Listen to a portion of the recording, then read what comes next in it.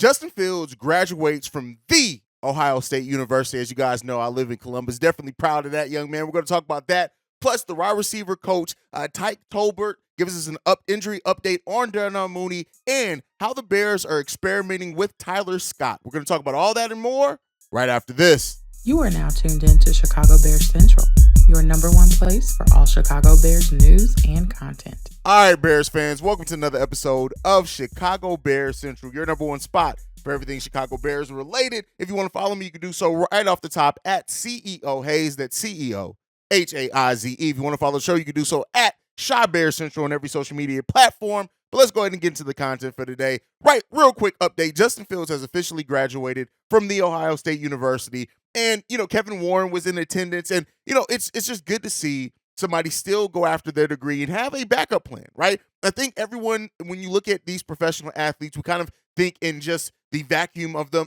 being an athlete, but you never know how things are going to go, and you never know what you may do after your playing time is over. In the NFL, in all professional sports, players typically retire before the age of 40. They still have a lot of life left, and to have a degree, to have something to fall back on, to have something to even do if you decide to do that after your playing career is over, whenever that does end, it's just hats off. And a lot of football players do not finish and go back and get their degree. So it just shows how Justin Fields was determined to, even amongst 2 years of playing professional football, still finishes his degree. So I just wanted to spend some time at the top of the show mentioning that as well. But let's get into the football of it all. So the wide receiver coach for the Chicago Bears has provided an injury update on Darnell Mooney. This is really the first true injury update we've gotten since the offseason started. And he says this: he's great with his rehab. He's running right now. He's doing well. His attitude has been great. He's in here every single day. And for those that have really followed the Chicago Bears and follow Darnell Mooney, it's not surprising that he's in there every day, that he's trying to rehab. Like, him and Justin Fields were one of the first to come back and return to Hallis Hall last offseason. And they're always there working out. And so, it's not surprising. I know Darnell Mooney understands how important it is for him to get back on the field. But one of the, let me not say two concerning things, right? But one of the things that came out of this is that when Tyke Tolbert was asked if Darnell Mooney is on pace to be ready by training camp, he said he certainly hopes that's the case. So not a definite answer one way or another. And, that's to be expected. They're not going to flat out say, yeah, he's going to be back if there's any questions. And even if there is a little bit of doubt that he would start, they're not going to say, yeah, he's not going to be back either. I think when you look at Darnell Mooney and we look at the improvements in the wide receiver room overall, he understands how, if he gets in there and he's ready to go by training camp, gives this team an opportunity to really look at what him, Claypool, and Moore are going to look like together as a wide receiver unit. You throw in Equinemi St. Brown, throw in a Scott in there as well. You throw in Velus Jones. You throw in all those players in there as well. And the Bears can have a pretty damn good wide receiver room, overall talented room. I like what we have now with DJ Moore being that number one, how everything else kind of just falls into line there in that wide receiver room. So I'm sure Darnell Mooney is fighting and doing everything he can to come back as soon as possible so that we can continue these good vibes, that we can continue, that this team can just be ready to launch off at the best place forward, of having everybody ready, everybody on the same page, using training camp, preseason, everything to work out those kinks so we can be a well-oiled machine by the start of the season. Now, talking about well-oiled machines, one of the things that may factor in, end up being a bigger thing than what I think we initially realized, is Tyler Scott coming in, the rookie wide receiver who came in. But the Bears are apparently really experimenting with him a lot at the slot, and this is a completely new area for him. When you look at Pro Football Focus, Tyler Scott has just played 3.7 of his snaps from the slot position. That equals to only 26 total snaps playing in the slot. But when you look at his development, when you look at his speed, when you look at everything that he has there and the tools in his shed, playing at the slot may be, especially initially, one of the best things for Tyler Scott, especially when you look at the fact of comparing that with Claypool, with Darnell Mooney and what he came into the league. When he came in, 20% of his time was played in the slot as a rookie. That went into 43.6% in 2021. And then with the new coaching staff, it was up to 60.5% that he played in the slot. And so Tyler Scott, if he is going to make an impact on the Chicago Bears team early in his career in this rookie season. We've seen the speed. We know how dynamic he can be once he gets the ball in his hands. Whoa, that was almost a pause spot. But we see how dynamic he can be once he catches the ball. His speed, his quickness, his decision making, the way he moves out in the open field. That all can be weapons that the Bears could absolutely use, especially, in yesterday's episode, we talked about just how versatile these weapons could be offensively for the Chicago Bears in this next upcoming season.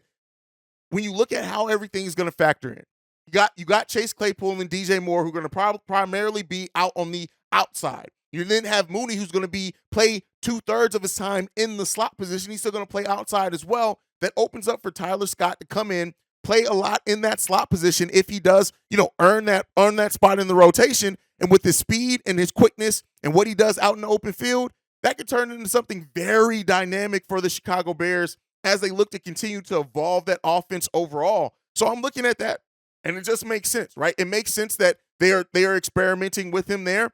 As we know, this coaching staff is not they don't shy away from experimentation overall, and that's really what we've gotten and what's come out of this rookie minicamp overall. They are experimenting a lot. We've heard Zach Pickens, Javon Dexter, both of them being used as the 3-tech and 1-tech, alternating between the two of them. Having that depth there, experimenting. We've already seen what they've done with Tevin Jenkins in his time here with the Chicago Bears, moving again another position potentially this season. One thing that this coaching staff does is they try to uncover how they can best use this roster. How can they use the talents and the strengths of each individual player on this roster? And with that being said, in an offense that we're looking to drastically evolve or that we're hoping is going to evolve, it makes sense to try to experiment with Tyler Scott and find a way that you can get him on the field and really see what you have in him. Is he going to play a lot of snaps? That remains to be seen in how effective he's going to be. But he's going to have the opportunity, and this coaching staff is going to try to put him in what the best situation is for him in this system. And that's all you can ask for from a coaching staff and a rookie that wasn't drafted high, but still has a lot of potential to be a playmaker for the Chicago Bears team. And that really factors in to the roster overall. When you look at what this offense may be developing into, we have a player now in Roschon Johnson who I think, and I talked about a little bit on yesterday's live stream with C-Dub and Bobby as well. I really do think that we may see a lineup in which you have either Dante Foreman, or you have Khalil Herbert out there at the running back position, and you see Roschon Johnson coming in as the fullback. And with what the fact that he's been a former quarterback, the fact that you can experiment, they've already quote unquote been seen, maybe even experimenting with Justin Fields receiving some catches. It really changes the dynamic of this offense. And when you look at Roschon Johnson and his pass protection ability as well, putting him at that fullback position in some specialty lineups and going to the Wildcat at sometimes as well, this can get to be a very interesting offense for the Chicago Bears this offseason. And that's one of the biggest steps up that I'm looking for is not only how do we grow with better talent offensively, but how do we use that talent in creative ways? We have speedsters in Tyler Scott, Velus Jones as well, who if Velus can also hold on to the ball, can be used with the speed. We've already seen Chase Claypool being used in the running game some last season, and that was before Chase Claypool had an opportunity to be really integrated into the offense with his skill set, right? Justin Fields, we know what he can be as a dynamic runner as well, and I want to see more design runs and less running for his life, but also seeing him grow as a passer. We potentially could see this offense takes leaps and bounds in the type of play calls and how creative Luke Getsy gets. But that really does put a lot on the offensive coordinator of Luke Getsy to really get creative. We can't play it as safe as what we did last season. Are there going to be times where you played safe? Yes. That goes for every team in the NFL. They have times and periods where they do play it safe during games. We're going to see that. Don't want to get too frustrated when we see that. That's to be expected.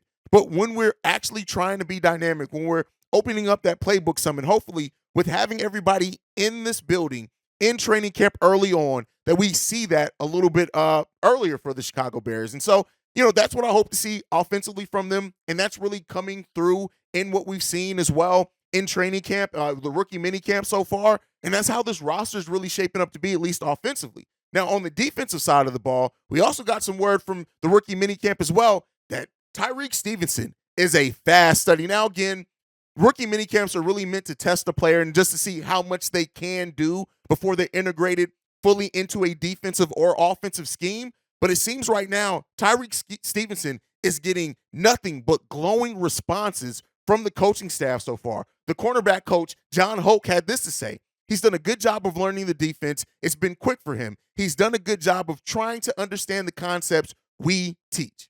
Listen, when you look at what the Bears potentially got in Tyreek Stevenson, when you also look at the fact that the Bears were high enough on him to move up from number 61 to 56 to make sure they got their guy. Some people said that the Bears reached, but I tell you what, if the talent ends up being there, it's not a reach, right? If he ends up showing up the way that it seems like he can, and when you really look at Zach Pickens, Javon Dexter, when you even look at Noah Sewell, and what he means as well, like it's just so much talent that they've influxed into this team on both sides of the ball. But it's really up now to Matt Eberflus and his coordinators to really find what they have in these players and then use that to the best of their ability. We cannot be another 3-win team. That's not what I want to see. That's not what I want. That's not what any Bears fans want from this team overall. And with the way that we've brought in talent, and I know some Bears fans have issues and wanted to see bigger name talent and things like that. But when you look at almost everything that we really needed, that we got a number one wide receiver, and that has made our weapons better overall for Justin Fields. We got Robert Tonyan, Cole Kmet, Roschon Johnson, Dante Foreman, right? All these weapons as well. We've improved the offensive line, improved the interior defensive line. We'll see what that does for the work on the edges.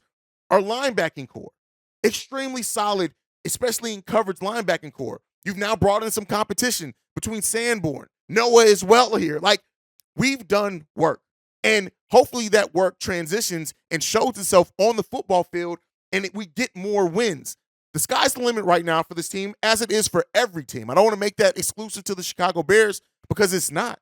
Every team right now has so much potential in what new they've added to this team and think that how these pieces are going to fit together. But the Chicago Bears have went out and made sensible choices. They got young players in the draft that could perform well above their stock.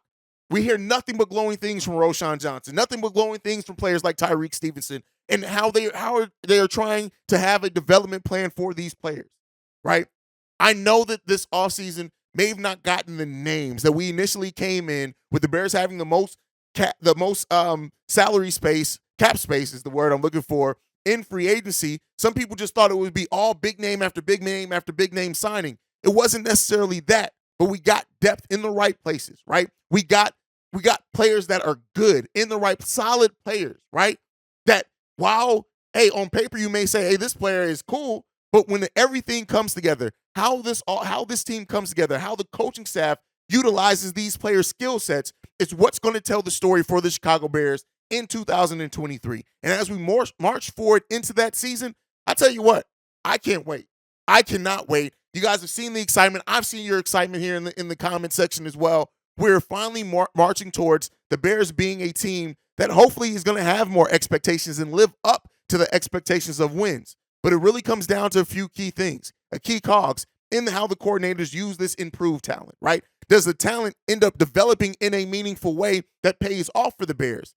It really all comes down to, as well, the growth of Justin Fields as a passer. And I understand what he's done at the NFL level, but I think some fans forget Justin Fields wasn't the runner he is now. In college, he was more of a passer. He can pass the ball. And I know you have to show and prove. And Justin Fields has to show that and prove it at the NFL level playing for the Chicago Bears. We all understand that. And I think we're set up this season to have better protection for Justin, better weapons, a defense that's going to better support our offense as well. And as many close games and tight games as we lost last season, let's hope that we start seeing those tight games turn into close victories for the Chicago Bears instead of learning opportunities that they so often turned to last season for this team. That's my time for today. Thank you so much for tuning in and being the best part of this channel. If you want to follow the channel, you can do so at Shy Bear Central on every social media platform. If you want to send us any feedback, questions, comments, concerns, you can do that as well. ChicagoBearCentral@gmail.com. And then lastly, if you want to leave a text message and our voicemail to sound off on our mailbag episodes that go down Friday with an update, C-Dub and Bobby will be hosting mailbag episodes on Saturdays now for Chicago Bears Central. So that means that the channel is now transitioning into being a 7-day-a-week channel. Not too many Bears channels or pages or podcasts can say that. We're giving you that content from now on, starting this week, 7 days a week. But we need to hear from you guys, whether you leave a comment that says mailbag in front of it in the comment section, or if you leave a text message and or voicemail for us. We need to hear from you guys as we continue to grow this channel to be the #1 spot for everything Chicago Bears related. That's it for me for today. Like I like to end every episode on, bear down, love you guys. And it is what it is. Let's see what this season's going to bring. Peace, y'all. This has been a presentation of the Break Media.